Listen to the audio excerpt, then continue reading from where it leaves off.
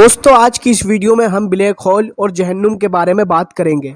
इन दोनों के बीच जो समानता है उस पर भी चर्चा करेंगे और मुसलमानों के पवित्र ग्रंथ कुरान की रोशनी में इसे जानेंगे। क्या तुम्हारे मन में भी कभी ये सवाल आया है कि जिस ब्लैक होल की चर्चा आए दिन दुनिया भर के वैज्ञानिक करते रहते हैं, कहीं वो जहन्नुम तो नहीं? तो चलिए सबसे पहले जानते हैं कि आखिर ब्लैक होल क्या है। ब्लैक होल यूनिवर्स का एक ऐसा हिस्सा होता है जहाँ का मास और ग्रेविटी बहुत ज़्यादा होता है। आम जबान में कहें तो पूरी धरती का वजन सुई के साइज में समाया रहता है। अपनी महाग्रेविटी की वजह से ब्लैक होल अपने पास से गुजरने वाली हर चीज को अपने अंदर खींच लेता है। यहाँ तक कि रोशनी की किरण अगर उसके पास से गुजरती है तो वो भी ब्लैक होल के अंदर खींच जाती है। किसी भी तरह की रोशनी इससे बाहर नहीं निकलती, इसलिए ब्लैक होल ब्रह्मांड में अदृश्य होता है, इसलिए इसका नाम ब्लैक होल पड़ा है। सवाल उठता है, क्या ब्लैक होल जैसी किसी चीज का जिक्र कुरान में या इस्लाम में मिलता है? इसके लिए गौर करते हैं कुरान की इस आयत पर। जिस दिन लोग टिड्डियों की तरह फैले होंगे और पहाड़ धुनी हुई रुई जैसे हो जाएंगे और जिनके अमाल हल्के होंगे तो उनका ठिकाना हाविया होगा। और तुमको क्या मालूम हाविया क्या है? वो दहकती हुई आग है। इस आयत में बात हो रही है जहन्नुम के बारे में और इसे हाविया यानी होल या गड्ढा कहा जा रहा है। तो क्या जहन्नुम ही ब्लैक होल है? कुरान में जन्नत और जहन्नुम का जिक्र बार बार आया है। अच्छे लोगों के लिए जन्नत है जबकि बुरे लोगों का ठिकाना जहन्नुम है। अगर किताबों में आए जहन्नुम के गुणों के बारे में गौर करें तो बहुत कुछ ये ब्लैक होल से मिलता जुलता दिखाई देता है। सबसे पहले बात करते हैं दोनों की पैदाइश के बारे में। साइंस बताती है कि हमारा सूर्य और दूसरे तारे न्यूक्लियर फ्यूजन की प्रोसेस द्वारा हाइड्रोजन से हीलियम में बदलते रहते हैं और इस दौरान वो अत्यधिक गर्मी व ऊर्जा पैदा करते रहते हैं। फिर एक वक्त ऐसा आता है जब तारे में मौजूद हाइड्रोजन पूरी की पूरी खत्म हो जाती है।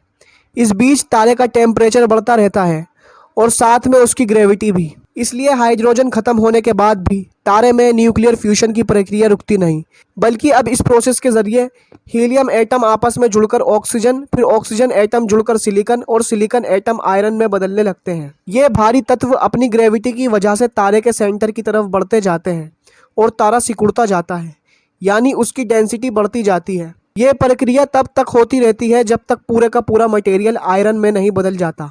अगर इस तारे का द्रव्यमान एक खास संख्या से ज्यादा होता है तो उस वक्त तारे में एक महाधमाका होता है जिसे नाम दिया गया है सुपरनोवा। सुपरनोवा के बाद तारा ब्लैक होल में बदल जाता है, जिसकी डेंसिटी व ग्रेविटी इतनी ज़्यादा होती है कि वह आपस में गुजरने वाली रोशनी को भी अपने अंदर खींच लेता है। उसके अंदर से किसी चीज़ के बाहर निकलने का सवाल ही नहीं पैदा होता। अब किताबों में जहन्नुम की पैदाइश का जो जिक्र मिलता है उसके मुताबिक क़यामत के रोज़ सूरज अपनी ज़िंदगी पूरी कर चुका होगा और सवा नेज़े पर होगा, जिसका मतलब यह हुआ कि उस वक्त सूरज में इतनी तपिश होगी जैसे कि वह ठीक इंसान के सिर के ऊपर हो। इतनी तपिश का मतलब हुआ कि सूरज सुपरनोवा बनने की कंडीशन में होगा। इसके बाद सूरज खत्म हो जाएगा और जहन्नुम सबको अपने घेरे में ले लेगी। इस जहन्नुम की आग में कोई रोशनी नहीं होगी, चारों तरफ घना अंधेरा छाया होगा। इस अंधेरे में हर शख्स जहन्नुम की तरफ खिंचा चला आएगा, सिर्फ उन लोगों को छोड़कर जिनके पास ईमान की रोशनी होगी और अच्छे काम किए होंगे। इस तरह हम देखते हैं कि जहन्नुम की पैदाइश और ब्लैक होल की पैदाइश एक ही जैसी है। ब्लैक होल वर्तमान में कई जगह मौजूद है। इसी तरह इस्लामी किताबों के मुताबिक जहन्नुम की खिलकत हो चुकी है। ब्लैक होल की ग्रेविटी इतनी ज़्यादा होती है कि उसमें जाने वाली कोई भी चीज़, यहाँ तक कि रोशनी भी बाहर नहीं निकल सकती। इसी तरह जहन्नुम में जाने वाले उससे बाहर नहीं निकल सकते, जैसा कि कुरान की ये आयतें जहन्नुम के बारे में कहती हैं। और जिन लोगों ने हमारी आयतों से इनकार किया है यही लोग बदबख्त हैं और उनको आग में डालकर हर तरफ से बंद कर दिया जाएगा। उस दिन अल्लाह ऐसा अजाब करेगा कि किसी ने वैसा अजाब ना किया होगा और ना कोई उसको जकड़ने की तरह जकड़ेगा। ब्लैक होल के पास पहुंचते ही उसकी ग्रेविटी फ़ौरन किसी चीज़ को अपनी तरफ खींच लेती है। इसी तरह जहन्नुम के बारे में है कि बुरे लोग उसके पास पहुंचते ही फरिश्तों के ज़रिए मुंह के बल उसमें धकेल दिए जाएंगे। फरिश्ते दिखाई देने वाली मखलूक नहीं है, यानी ज़ाहिरी तौर पर जहन्नुम की निहायत ताकतवर ग्रेविटी लोगों को अपनी तरफ खींच लेगी। कुरान कहता है, और जो लोग काफिर थे उनके गोल के गोल जहन्नुम की तरफ हकाए जाएंगे, यहाँ तक कि जब जहन्नुम के पास पहुँचेंगे तो उसके दरवाजे खोल दिए जाएंगे। ब्लैक होल की तपिश के बारे में साइंसदानों में मतभेद है। कुछ इसे ठंडा बताते हैं तो कुछ निहायत गर्म, लेकिन जो इसे ठंडा बताते हैं उनके मुताबिक हालांकि इसका वास्तविक टेम्परेचर बर्फ़ जमने के टेम्परेचर से भी कम होता है, लेकिन इसमें बाहरी चीज़ें शामिल होकर इसे तारों और सूरज से भी ज़्यादा गर्म कर देती हैं। इसका मतलब ब्लैक होल का ईंधन बाहरी मैटर होता है। अब जहन्नुम के बारे में कुरान में कहा जा रहा है, अगर तुम ये नहीं कर सकते और हरगिज़ नहीं कर सकोगे तो उस आग से डरो जिसका ईंधन आदमी और पत्थर होंगे, यानी जहन्नुम का ईंधन आग और पत्थर होंगे जो इसमें जलते हुए इसकी तपिश को बढ़ाते रहेंगे।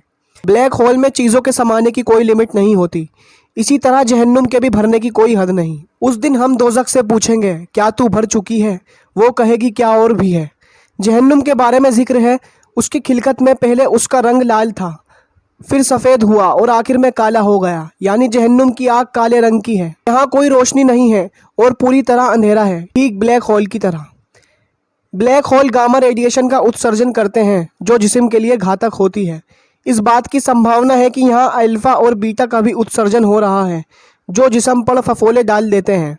इसी तरह जहन्नुम की आग व पानी ऐसे होंगे जो पीने वालों के जिस्म को गला देंगे।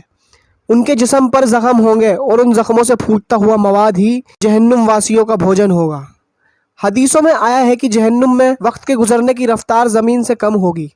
आइंस्टाइन की थ्योरी ऑफ रिलेटिविटी के अनुसार जिन जगहों पर ग्रेविटी बल ज़्यादा होता है वहाँ वक्त के गुजरने की रफ्तार कम होती है। इसलिए ब्लैक होल में वक्त के गुजरने की रफ्तार निहायत कम होगी क्योंकि वहाँ ग्रेविटी बल बहुत ज़्यादा होगा। जो लोग जहन्नुम के वजूद से इनकार करते हैं उन्हें ब्लैक होल के वजूद से भी इनकार करना चाहिए, लेकिन साइंस ब्लैक होल का अस्तित्व पूरी तरह स्वीकार करता है।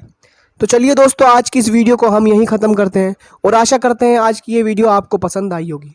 और अगर आपको ये वीडियो पसंद आई हो तो हमारे चैनल को लाइक करें, सब्सक्राइब करें और ज़्यादा से ज़्यादा लोगों तक पहुँचाएँ और साथ में बेल आइकन का भी बटन प्रेस करें जिससे हमारी हर आने वाली वीडियो आपको मिल सके।